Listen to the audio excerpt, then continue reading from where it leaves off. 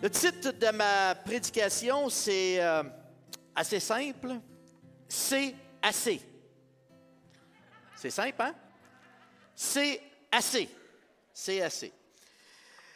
Ce matin, l'Église communautaire Mountain View se joint à des milliers de congrégations à travers le Canada, les États-Unis et même en Europe qui déclarent et qui, chacun de nous, là, on déclare ce 27 septembre un dimanche de repentance. Toutes ces églises à travers le monde consacrent dans leurs réunions, et nous on va le faire à la fin de la prédication, un temps particulier pour offrir des prières de repentance et un cri pour une effusion du Saint-Esprit sur nos églises locales. Ensemble, nous formons ce qu'on appelle une assemblée solennelle. On est dans différents lieux, mais on est unis par l'Esprit du Christ. Et nous formons une assemblée solennelle où nous déclarons « c'est assez ». On ne veut pas rester insensible devant le chaos, la décadence morale et les effets de vivre dans une nation incrédule et sans Dieu. Nous désirons suivre l'avertissement que Dieu donne dans les Saintes Écritures où, durant des périodes d'extrême difficulté, son peuple est appelé à se repentir et s'approcher de lui. Car nous désirons voir la bénédiction de Dieu sur nos vies personnelles, sur notre Église, sur notre nation, et non le chaos. Notre septième valeur que vous avez, notre septième valeur nous rappelle que nous reconnaissons notre besoin pour la présence et l'action de Dieu dans nos vies.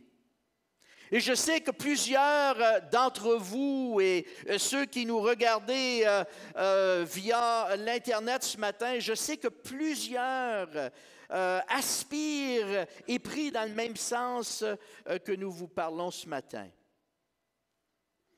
Comprenez-moi bien que cet appel à la prière n'a rien à faire, n'a rien à voir avec la façon dont le gouvernement gère la pandémie du COVID-19. OK? Je veux dire ça là, tout de suite au début. Là. Je veux séparer, là, je veux que tout le monde comprenne que cet appel à la prière n'a rien à voir avec la façon que le gouvernement gère la pandémie du COVID-19. On respecte nos autorités, on est derrière nos autorités. Cet appel à la prière concerne en fin de compte une pandémie autre que le COVID. Elle concerne une pandémie, une crise morale et spirituelle qui ravage les cœurs et l'éternité de nos concitoyens. Alors, inspiré par les appels aux assemblées sacrées juives dans l'Ancien Testament, le 27 septembre 2020 marque le début d'une fête que les Juifs vont célébrer ou ont déjà commencé à célébrer, et c'est ce qu'on appelle la fête du Yom Kippour. La fête du Yom Kippour, connue sous le nom de la fête du Grand Pardon. C'est quoi ça, la fête du Grand Pardon, vous allez dire? Bien, cette fête marque le jour où Dieu pardonne au peuple juif d'avoir fabriqué et adoré un veau d'or pendant qu'ils étaient en fuite de l'Égypte. Et c'est avec un cœur ouvert à l'Esprit de Dieu que ce matin, nous voulons nous aussi nous présenter devant Dieu et dire, Seigneur, parle à nos cœurs. Pasteur Carl a partagé avec nous dimanche dernier le texte d'Apocalypse chapitre 2 où Jésus fait un constat avec l'Église d'Éphèse. Et nous lisons dans ce chapitre 2, les versets 2 à 3, le texte dit « Je connais tes œuvres, ton travail, ta persévérance. Je sais que tu ne peux pas supporter les méchants. Tu as mis à l'épreuve ceux qui prétendent être apôtres sans l'être, et tu les as trouvés menteurs. Oui, tu as de la persévérance, tu as souffert à cause de mon nom, et tu ne t'es pas lassé. Jésus félicite l'Église d'Éphèse d'avoir persévéré, d'avoir demeuré fidèle dans son témoignage et même d'avoir démasqué ce qu'on appelle nous autres des faux prophètes, démasqué des soi-disant apôtres imposteurs qui s'étaient glissés dans l'Église. Mais c'est intéressant qu'en dépit de leur fidélité, Jésus leur dit au verset 4, « Mais ce que j'ai contre toi, c'est que tu as perdu ton premier amour. » En d'autres mots, là, en bon québécois, là, tu m'aimes plus comme auparavant. Leur foi était sincère.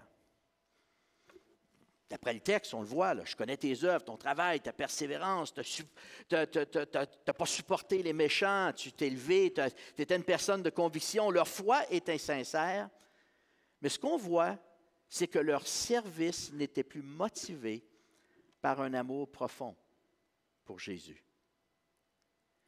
Il y a des places sur la terre, je sais, j'entends des fois des gens me dire l'Église est vraiment en difficulté.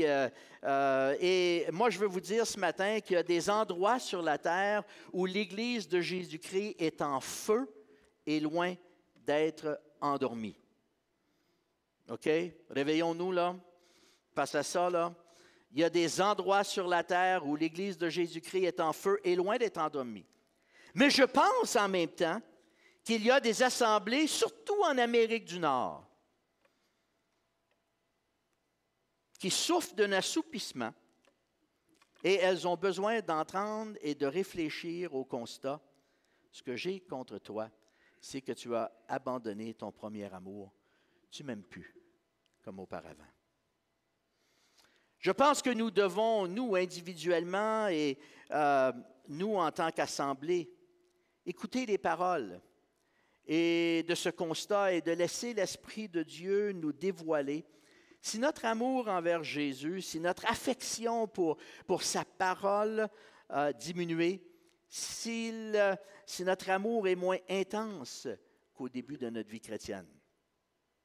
C'est bon de temps en temps de s'arrêter puis de faire un constat. Hein? On appelle ça un examen de conscience. Et je pense que bonne fin de semaine, là, cette fin de semaine, de s'arrêter et de faire cet examen. La mise en garde que Jésus donne, on s'aperçoit qu'il ne suffit pas de connaître par cœur et d'être capable de réciter des principes bibliques. On réalise qu'il ne suffit pas non plus d'obéir à certains enseignements. C'est même pas assez de venir à l'Église le dimanche, là.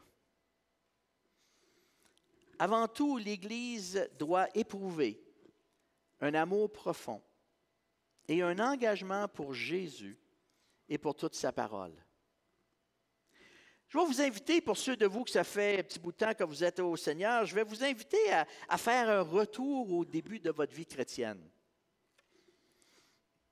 Rappelez-vous, au début de votre vie chrétienne, votre amour sincère pour Jésus a motivé une consécration sans égale. Souvenez-vous des débuts? Wow! Une consécration sans égale. Nous étions prêts à servir là où il y avait des besoins et on ne comptait pas le temps, ni les opportunités d'exprimer notre service et notre reconnaissance pour cette grâce et cet amour que nous avons expérimenté qui transformait nos vies. Le Saint-Esprit parlait au travers de la parole et nous étions prêts à faire un ménage dans nos vies. Soudainement, le Seigneur nous parlait, on comprenait quelque chose qui devait changer dans notre vie et voilà qu'on faisait le ménage. Pourquoi? Parce qu'on voulait être pur pour Jésus. On voulait se retrouver sans tache. En fait, compte comme nous demande la parole. Pour le Christ, notre époux. Nous laissions de côté des habitudes, nous cessions des relations malsaines, nous étions attachés à la parole et nous aimions aller à l'église. Wow! Tu regardes les cours des centres d'achat aujourd'hui, là, c'est les nouvelles églises au Québec. Mais quand on est venu au Seigneur, on avait hâte de se retrouver dans la maison de Dieu pour partager et apprendre avec les autres. Pour vous qui êtes nouveaux dans la foi, là, vous l'avez cette ardeur-là, là, vous me la partagez. Mais c'est étrange, n'est-ce pas, comment avec le temps, on peut se poser la question à savoir si nos vies ont accumulé un peu de poussière. Avons-nous tranquillement développé des habitudes qui ne sont pas nécessairement mal en soi, mais qui viennent nous voler du temps avec Dieu, avec notre famille spirituelle? Est-ce que les loisirs, le sport, les passe-temps, les rassemblements, prendre soin de soi, prendre soin de son corps, il ne faut pas oublier, aujourd'hui on parle beaucoup de ça, prendre soin de son corps. Est-ce que toutes ces choses-là ont tranquillement remplacé le temps que nous accordions à Jésus pour nourrir notre âme et inspirer notre vie? Sommes-nous conscients que tranquillement et subtilement, la culture et les plaisirs de ce siècle, comme nous dit Jacques dans son épître, tentent de nous appâter, nous séduire et nous entraîner loin de la présence de Dieu. À la lumière de ce que je partage avec vous, comment résonne ce constat? Ce que j'ai contre toi, c'est que tu as abandonné ton premier amour, c'est que tu ne m'aimes plus comme auparavant. Je dois vous confesser que, rendu à ce point-ci dans la préparation de ma prédication, j'ai laissé mon clavier, mon ordinateur et je me suis dirigé vers la bergère dans mon bureau et je me suis agenouillé et j'ai demandé pardon à Jésus d'avoir laissé toutes sortes de choses envahir ma vie au travers des années. Subtilement, tranquillement, mais j'ai réalisé que j'avais laissé des choses m'envahir. L'image qui m'est venue à la pensée pendant que je priais, vous allez peut-être trouver que c'est une image qui est étrange, mais l'image qui m'est venue à la pensée en priant, c'était l'annonce du Swiffer.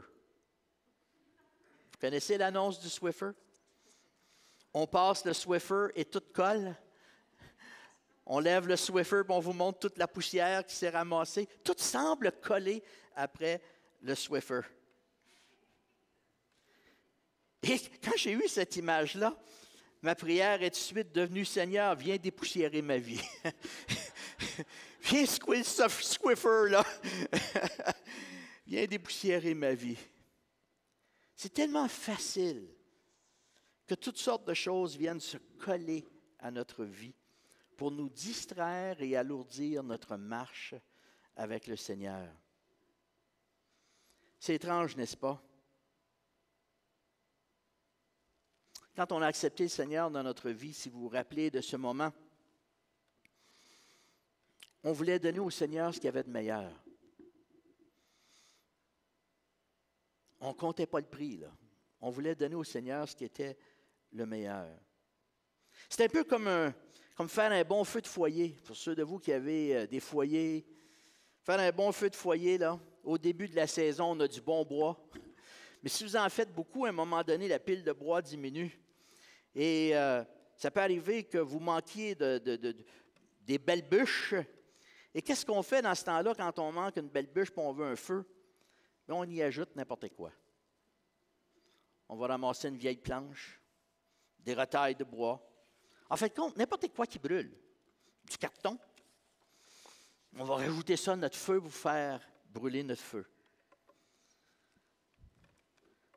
Je me suis posé la question quand je pensais à ça, puis je disais, Seigneur, sommes-nous capables de faire la même chose avec toi? Au début de notre marche chrétienne, nous te donnions tout ce que nous avions de meilleur et maintenant, de temps en temps, on te donne quoi? Un petit geste de service. Oh, on trouve peut-être 15 minutes dans notre journée pour lire la Bible, pour être à l'écoute de la voix de celui qui nous a si gracieusement sauvé, transformé. Et quand je réfléchissais à ça, ma prière est devenue « c'est assez ». C'est assez, Saint-Esprit, aide-moi à comprendre l'inépuisable richesse du glorieux héritage que Dieu réserve à ceux qui l'aiment. Viens illuminer nos cœurs, viens éclairer nos cœurs. Aide-nous à saisir, Seigneur, la grandeur de ton amour. Voyez, moi, je ne suis pas un fervent de ceux qui aiment Dieu par la peur. Moi, je ne veux pas suivre le Seigneur parce que j'ai peur de son jugement. Je veux suivre le Seigneur parce que le Seigneur est tellement rempli d'amour que je sois attiré par son amour. Pas la peur du jugement, mais son amour. Dieu a un glorieux héritage qu'il veut partager avec nous. En sommes-nous conscients? Est-ce qu'on s'arrête assez longtemps pour être capable d'entendre, de comprendre ce que le Seigneur veut nous dire au travers de la façon que le Seigneur veut nous utiliser? Mes amis, si on ne fait que jeter nos vieilles planches sur le feu, la flamme ne sera pas forte. Et si notre flamme n'est pas ardente, qu'avons-nous à offrir dans des périodes éprouvantes, de ralentissement économique national et mondial, de montée en flèche de personnes qui sont en dépression, qui sont suicidaires, de division raciale, d'extrême polarisation, de méfiance envers nos institutions et nos autorités? Si notre flamme n'est pas forte, qu'est-ce que nous, on a à offrir comme Église? Qu'avons-nous à offrir à une société qui s'endurcit de plus en plus envers Dieu, qui est de plus en plus égocentrique, pervers, axé sur son plaisir et son confort, aux prises avec la pornographie et des dépendances de toutes sortes?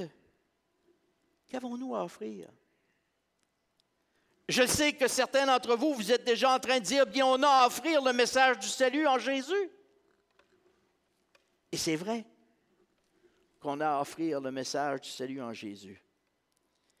Et effectivement, nous devons annoncer le message de la grâce de Dieu. Mais Jésus n'a-t-il pas dit que votre lumière luise ainsi devant les hommes, afin qu'ils voient vos bonnes œuvres et qu'ils glorifient votre Père qui est dans les cieux. Cette semaine, j'ai prié, j'ai demandé au Saint-Esprit de sonder mon cœur. De sonder mon cœur pour mettre en lumière si ma vie était devenue une braise plutôt qu'une flamme. Vous savez, une braise? Le bon bois tout brûlé. Il reste du charbon dans le fond, là. Il y a une braise. Et j'ai demandé au Seigneur, aide-moi à voir, est-ce que ma vie est devenue une braise qui laisse échapper de temps en temps une étincelle plutôt que d'être une flamme? Et le verset qui me venait à la pensée pendant que je faisais cette prière, c'est le texte dans Philippiens, le chapitre 2, le verset 15, qui dit dans la parole vivante, « En cette époque pervers et dépravée, brillez comme des flambeaux, comme des foyers de lumière au milieu d'un monde enténébré. » Dans ces temps de confusion, l'être humain cherche plus la sagesse de la créature que celle du Créateur. Il cherche plus à s'adorer lui-même que d'adorer le Dieu impérissable et glorieux. Il se glorifie lui-même en devenant le centre de son affection et de son adoration.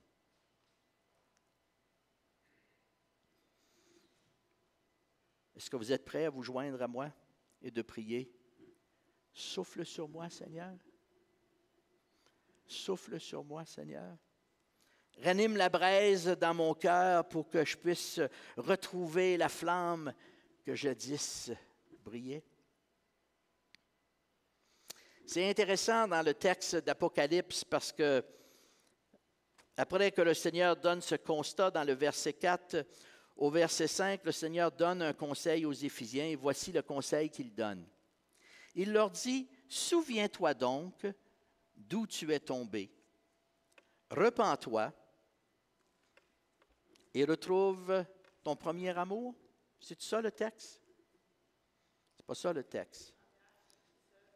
c'est repens-toi et pratique tes premières œuvres. C'est intéressant. Il ne parle même pas d'amour, il parle de pratiquer tes premières œuvres. En fin de compte, Jésus nous dit, rentre en toi-même, repens-toi, change d'attitude et vis de nouveau comme au commencement, comme tu vivais au commencement, et reprends ton comportement premier et retourne à tes œuvres originales. Il y a deux actions dans ce verset. Le premier, c'est l'acte de se repentir, et le deuxième, c'est de pratiquer nos premières œuvres. Avez-vous remarqué que Jésus n'a pas dit « Ah bien, par magie, je vais ranimer la flamme de ton premier amour ». C'est pas ça qu'il dit. Plutôt, ce qu'il dit, c'est « Commence par pratiquer tes premières œuvres. Commence par me servir avec le même ardeur, le même zèle, le même enthousiasme, la même consécration, avec le même amour que tu avais au tout début. Et au fur et à mesure que nous pratiquons nos premières œuvres, savez-vous quoi? La passion va revenir et l'amour également. C'est intéressant quand on lit, vous vous souvenez, j'avais fait une prédication sur, en fait, j'en avais fait deux, sur 1 Corinthiens chapitre 13, la description de l'amour. Vous souvenez-vous qu'il n'y a pas de sentiment dans ce chapitre-là? C'est tous des gestes. L'amour, c'est de pardonner. L'amour, c'est de soutenir. L'amour, c'est tous des gestes. Nous, on voit l'amour comme étant une émotion, un sentiment. J'ai dit, regarde, l'amour, c'est ce que tu fais. C'est ce que tu fais. C'est intéressant. Et je crois qu'on doit, quand on pense au verset 5 de notre texte, on doit réaliser qu'en fin de compte, le processus de la repentance et de l'action nous permet de redécouvrir la passion, l'affection, l'attachement, l'engagement que nous avions au début, et nous pouvons retrouver un nouvel amour qui va assurer une constance dans notre service, dans notre foi et dans l'expression de notre foi en Jésus. Mais ça commence avec « repens-toi ». L'histoire du fils prodigue est un bel exemple de repentance.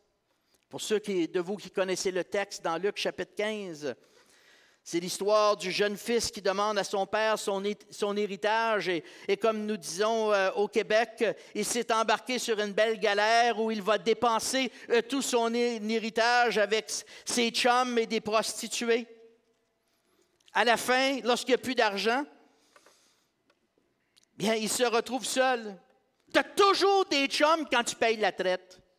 Mais quand tu n'as plus rien, cherche-les donc, tes chums. Et voilà, la Bible nous dit qu'il se retrouve seul, affamé, récoltant les conséquences de sa folie et de son comportement irresponsable. Et la Bible dit que dans ce moment-là, il est, quoi? Rentré en lui-même. Il se dit, combien de mercenaires chez mon père ont du pain en abondance, et moi ici, je meurs de faim, je me lèverai, j'irai vers mon père et je dirai à mon père, j'ai péché contre le ciel et j'ai péché contre toi. Toute véritable repentance exige premièrement une prise de conscience. Il faut savoir pourquoi on se repent. Il faut être conscient de la raison pour laquelle on se repent. Il faut identifier de quoi on veut se repentir. Et ensuite vient une confession. Et cette confession-là nous amène à la repentance. Il faut premièrement prendre conscience de la situation précaire dans laquelle nous sommes et sentir le besoin. C'est intéressant parce que dans la parole de Dieu, nous voyons dans 2 Corinthiens, Jésus fait un lien entre la repentance et la tristesse. C'est quand on ressent de la tristesse pour soit l'acte qu'on a posé ou la situation dans laquelle on est. C'est quand on ressent cette tristesse et que là, on se repent devant Dieu. Là, il y a un changement. Parce qu'on ne veut pas retourner vers ce que nous avons laissé. Le jeune homme est entré en lui-même, il a fait son examen de conscience. Et il confesse, j'ai péché contre le ciel et contre toi. Comme j'ai dit plus tôt, chers amis, le Seigneur nous attire par son amour, à cause du don qu'il nous a fait. Car Dieu a tant aimé le monde. C'est intéressant, le mot monde dans ce verset-là, c'est cosmos. Car Dieu a tant aimé le cosmos, l'univers entier, qu'il a donné son Fils, afin que quiconque croit en lui ne périsse point, mais ait la vie éternelle. Ce matin, des milliers d'églises, comme je vous ai dit au début, au Canada, aux États-Unis, en Europe, différents pays du monde. Il y en a une à Hong Kong que je sais, déclare ce 27 septembre un jour de repentance. Et nous, on veut faire la même chose. On veut dire c'est assez. On veut poser un acte de repentance à 3 niveaux.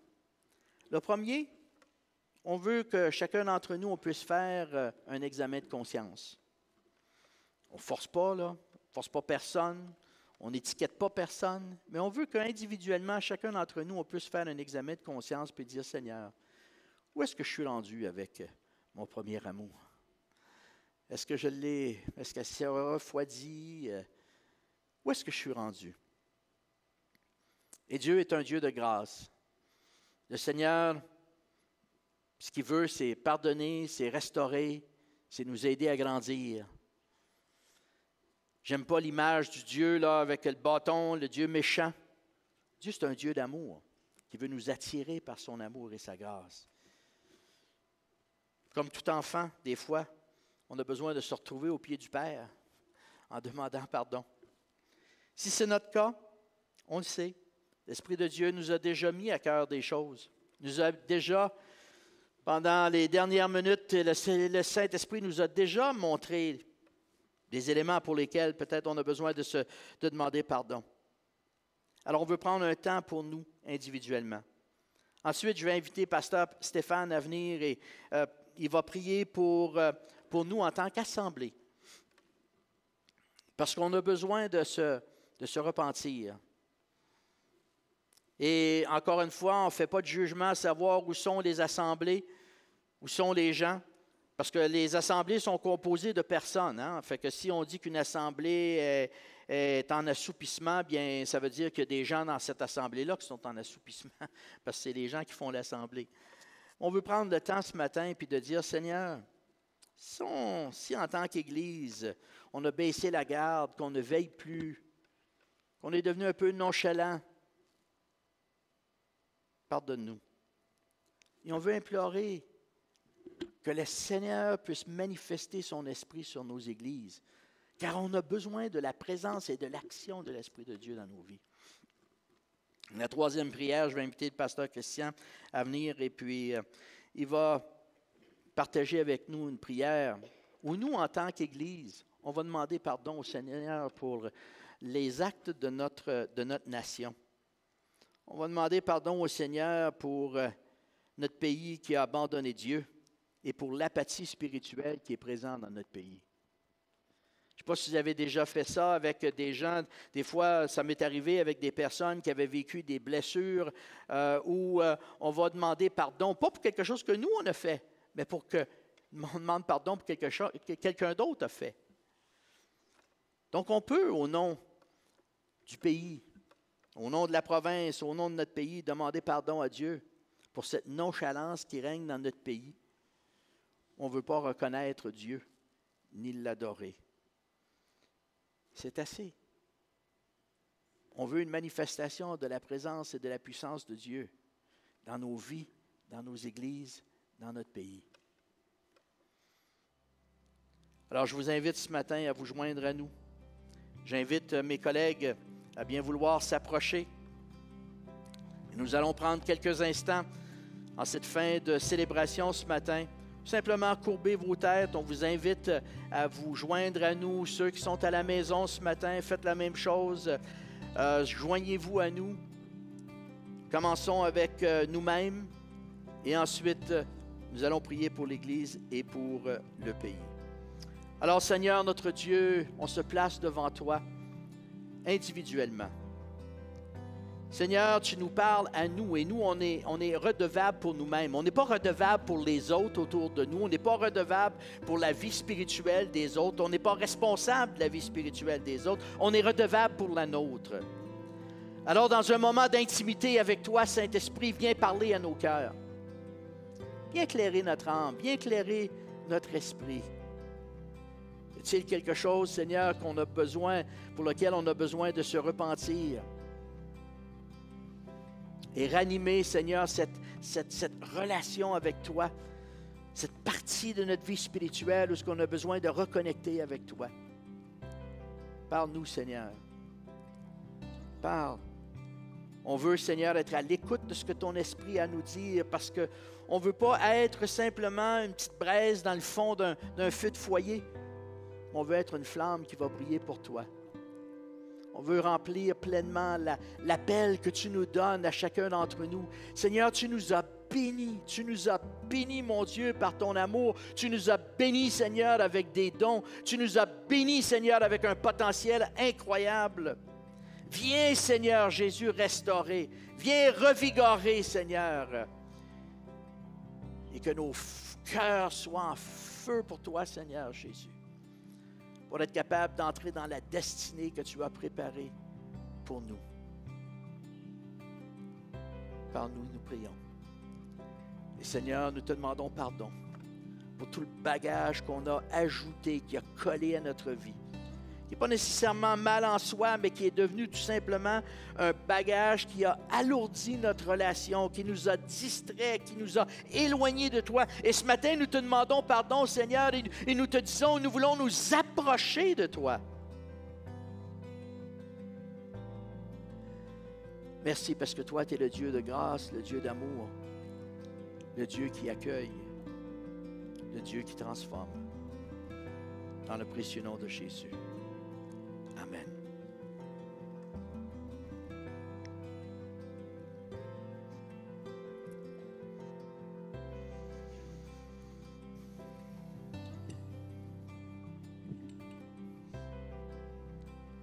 Alléluia.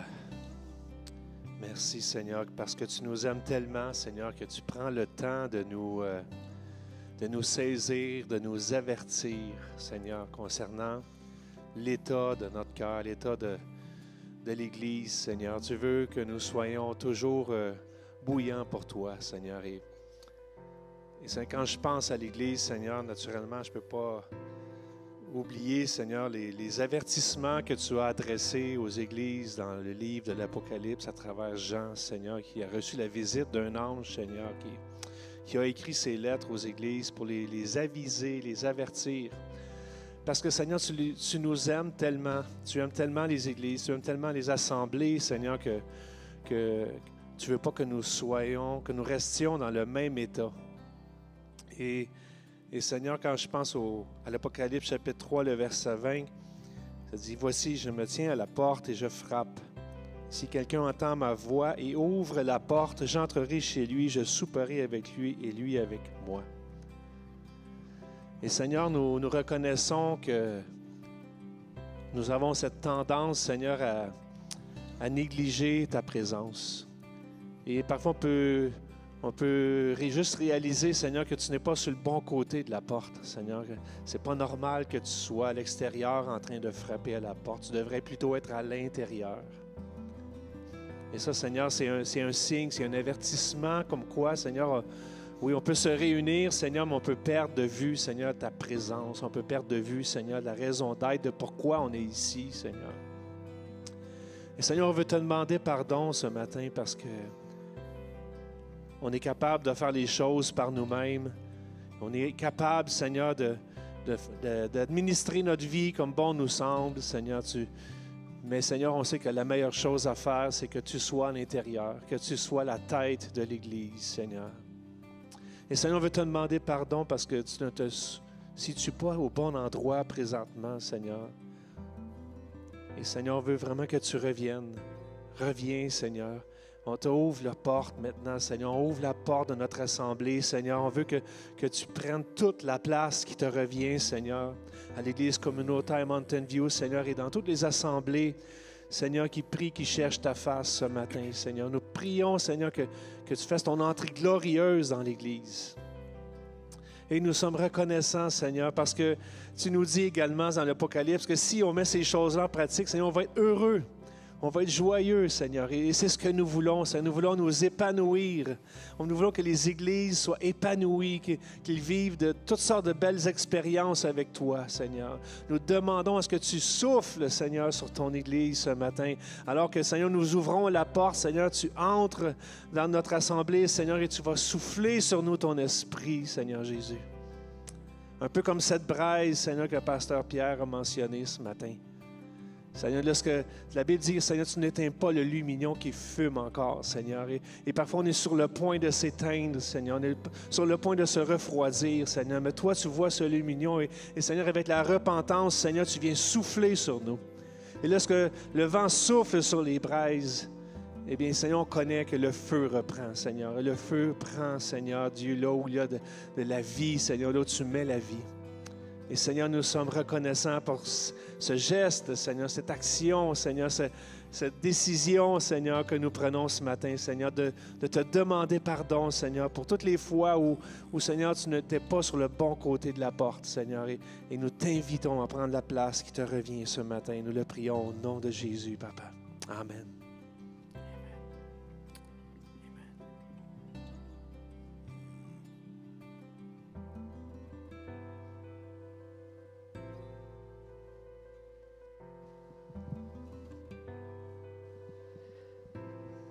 En ce jour d'appel au pardon, nous prions aussi pour le Québec et pour le Canada. Seigneur Dieu de l'univers, Roi des nations, Dieu des peuples, à travers tous les temps, tu as suivi du regard l'évolution de notre pays. Tu as vu sa marche, ses gloires passées, ses périls surmontés, ces anciens défis. Tu as entendu les prières de nos pères. Jamais tu n'as voulu nous abandonner.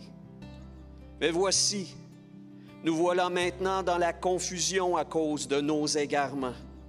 Nous voilà mêlés à toutes sortes de faussetés. Notre nation porte les fruits de ses erreurs.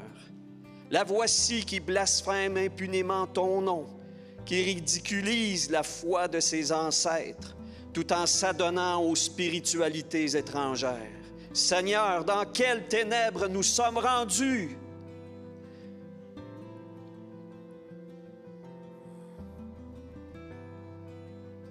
Nous voici donc, petits restes, grâce à ta bonté. Nous voici associés à notre peuple pour demander que tu aies encore pitié de nous. Par la grâce et l'intercession du Seigneur Jésus, nous voici affectés par ses erreurs, nous voici touchés par ses fautes, nous voici solidaires des conséquences de ses errances, nous voici à tes pieds pour t'implorer. Toi qui n'éteins pas l'étincelle qui subsiste encore, nous l'avons dit, nous l'avons répété, nous t'en prions. Souffle sur la braise. Oui, Seigneur. Réenflamme cette nation. Oui, Seigneur. Qui a été jadis si disposée à la fois, si ardente à te rechercher, zélée pour toi. Redonne à ce pays la gloire de ton nom. La joie de te connaître, le zèle, la ferveur de te servir. Accorde-nous l'esprit de repentance et la résolution d'une transformation radicale. Oui, Vire sans dessus-dessous ce pays. Réouvre le chantier des cœurs changés. Fais de ce pays un champ plein d'une moisson dorée qui dansera bientôt sous le vent de ton esprit et qui appellera de ses chants inspirés la gloire et le retour de Jésus. Notre roi sauveur est le Seigneur des seigneurs, par qui seul nous vivrons, par qui seul nous vaincrons, jusque dans l'éternité. Nous disons Amen, Amen et Amen et Alléluia. Alléluia au roi des rois qui relève les peuples qui sont accablés, à celui qui a toujours le cœur ouvert, la main ouverte pour donner. Oui, Seigneur, redonne à ce peuple la foi de ses pères. Redonne à ce peuple la justice et l'équité qu'il a édifiée et qu'il a formée. Nous le désirons, nous le voulons, nous le prions pour toi, parce qu'enfin tu as dit, si mon peuple, sur qui est invoqué mon nom, s'humilie, prie et cherche ma face. Oui, si mon peuple, sur qui est invoqué mon nom, s'humilie, prie et cherche ma face, je l'exaucerai des cieux. Je pardonnerai son péché et son pays, je guérirai. C'est ta promesse, Seigneur, que nous plaçons devant toi, non pas parce que tu l'as oublié, mais parce que tu es fidèle à l'écouter, à l'entendre et à l'accomplir. Nous le demandons dans l'intercession, dans la justice et l'Amen qui est en Jésus notre Sauveur. Amen. Amen.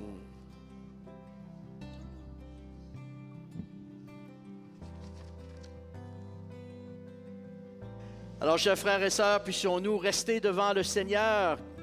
Restons devant le Seigneur individuellement, corporativement, en tant qu'assemblée, et invoquons les promesses de Dieu, le feu de l'action de l'Esprit de Dieu dans nos vies, sur notre assemblée et sur notre pays. Si nous, on ne le fait pas, personne d'autre va le faire. Si l'Église ne se lève pas et ne dit pas « c'est assez », personne d'autre va le faire. La responsabilité nous revient. Merci d'avoir été avec nous aujourd'hui, d'avoir participé à cette célébration. Que le Seigneur vous bénisse abondamment. Et pour ceux de vous qui nous regardez de la maison, bien, étant donné qu'on est dans la zone orange, que notre Église est dans la zone orange, les mesures sanitaires exigent un maximum de 25 dans le bâtiment. Alors, on fait tout ce qu'on peut pour pouvoir transmettre via une plateforme numérique nos célébrations. Alors, merci de vous joindre à nous. Au plaisir d'être avec vous dimanche prochain. Et demeurons fidèles. Réunion de prière pour ceux qui sont de l'Assemblée. Réunion de prière le mercredi. On a le droit jusqu'à 25. On va s'assurer qu'on va se rendre jusqu'à 25. Donc, on continue les réunions de prière. Également, le groupe Alpha pour les nouveaux débutent le 4 octobre. Et également une étude « Connaître Dieu » qui va être dirigée par Pasteur Christian. Une excellente étude. Je regrette de manquer la première session parce que Louise et moi, on va être en vacances, mais à l'extérieur. Mais j'ai hâte de revenir pour entendre la suite. Alors que Dieu vous bénisse abondamment et merci pour votre présence et votre soutien.